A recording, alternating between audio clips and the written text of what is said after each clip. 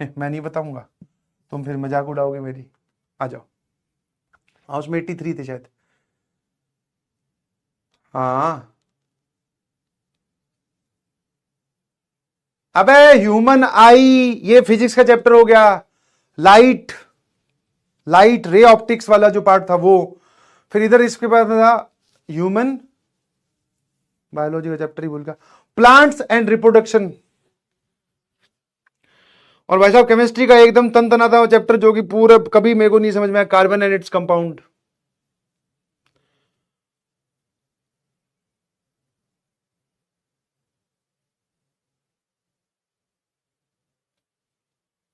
Maths में भी नहीं बताऊंगा। मैथ्स में मैं ये बिल्कुल नहीं बताऊंगा कि मेरे 100 में से 100 थे। सर आप तो एक दिन कह रहे थे कि आप इंटेलिजेंट नहीं थे। अरे ये नंबर तो ऐसे ही आ गए भाई, मानोगे नहीं तुम। कार्बन एंड कंपाउंड पता है कैसे पढ़ा है? कि मान लो वो जो साइंस की छुट्टियां मिलती है 8-10 दिन की, उसमें पूरी साइंस पढ़ रखी है, ठीक है, पूरी साइंस पढ़ रखी है, सारा कुछ एकदम तैयार है, बस एक वो कार्बन एंड इट्स कंपाउंड छोड़ा हुआ है। एक तो भाई साहब अथाक बड़ा चैप्टर, स्कूल में चला था वो भी 10-15 दिन चला था।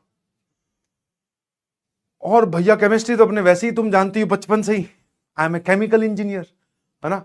मैंने अपने दोस्त को बुलाया सौरभ को, मैं कहा भाई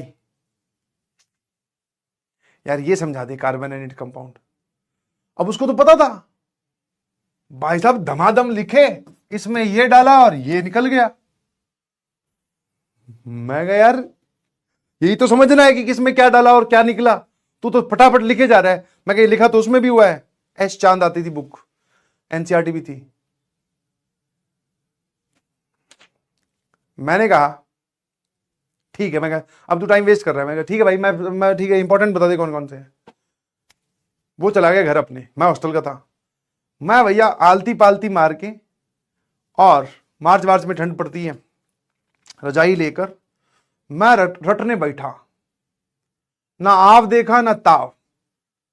सुबह बैठा था एक दिन पूरा, अगले दिन दोपहर तक पूरा चैप्टर रट डाला। मैं कहा पूछो जिसको जो पूछना है, मुझे नहीं पता कि मतलब क्या होता है, कहां पर एरो का क्या मतलब है, और ये बीच में जिसको कैटलिस्ट और ये सब कुछ नहीं पता। तुम तो बोलो कि ये वाली रिएक्शन उस पेज पे इतनी लिखी है, मैं सट से बना दूंगा,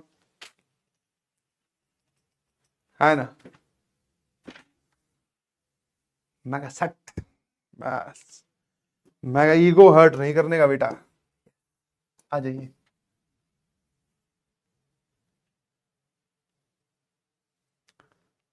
इंग्लिश का ना पूछो भाई।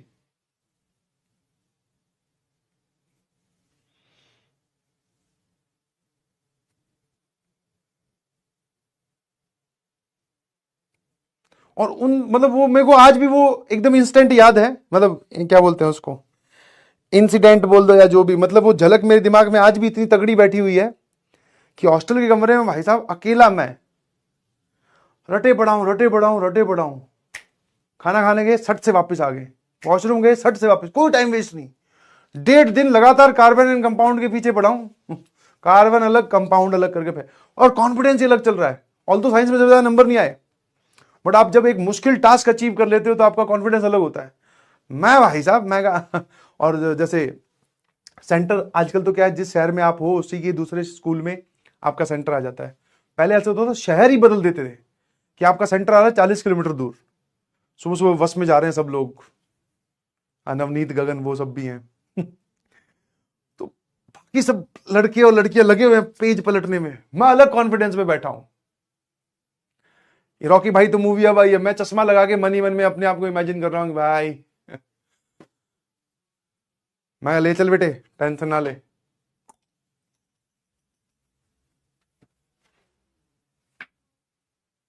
बाकी लोग भी देख रहे, बोले इसको क्या हो गया, ये रोज तो आज जो है ये पढ़ ही नहीं रहा, पन्ने नहीं पलट रहा। मैं कहा आज मैंने वो पन्ने पढ़े हैं जो मैंने आज तक कभी नहीं पढ़े।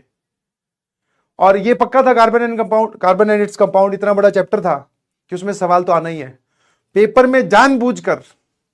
मैं कहा पहले तो एक काम करो, सट से ये बताओ इसका सवाल है कहां, पहले तो ये निपटाते हैं, कहीं भूल गया तो पता चला कॉन्फिडेंस आगे पीछे हो गया।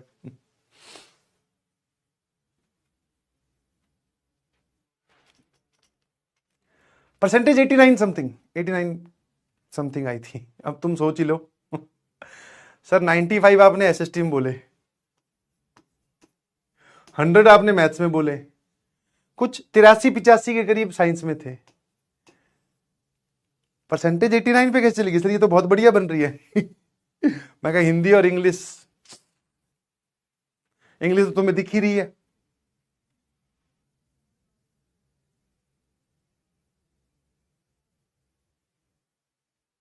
आ जाइए बेटा, इधर आ जाओ, पढ़ लो, छोड़ूंगा नहीं, ध्यान रखना रात तक।